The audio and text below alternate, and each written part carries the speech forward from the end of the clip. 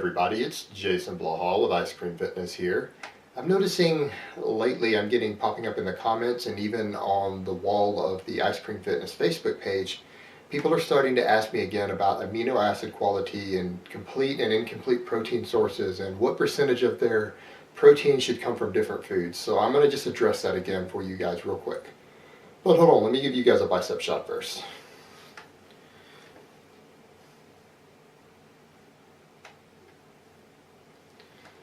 Alright, this is a topic that I've covered a couple of times, but I have so many videos that it gets buried, so I may toss this one over into the basic nutrition playlist. But as far as complete versus incomplete protein sources, what people forget is that most incomplete proteins, whether it's fruit or grains or anything else, actually contain all 20 amino acids and all 8 of the essential amino acids. They're just not in ideal ratios, and some of the essential ones, the ones that your body can't make, are sometimes lower than you might want. So it's considered to be a lower quality protein for metabolic purposes and muscle building purposes. Now, this doesn't mean that it's a bad protein. All of the amino acids are still there, they're just not in the ratios you want. And oftentimes by combining them together, you end up with a more appropriate amino acid profile. Now, the other thing to remember is that once they're added into the mix, oftentimes it doesn't matter, and even a lower quality amino acid profile can be made up for with more quantity. And this goes to the point of when I and other people, we often make recommendations on protein that are above what sports nutrition recommends. I recommend that most people eat a minimum of 1 gram of protein per pound of lean body mass.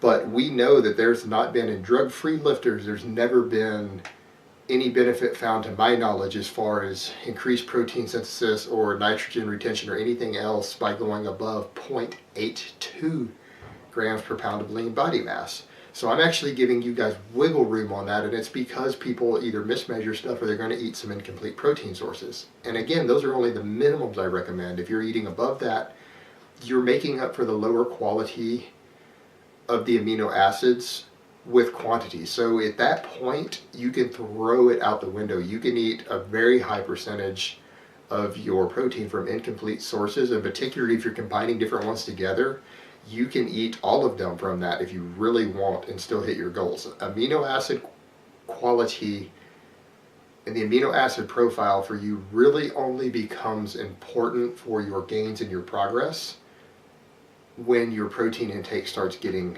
towards the minimum threshold or goes below it, and you don't really have an ideal amount of protein. Then the content and the ratios of those amino acids starts to become very, very important.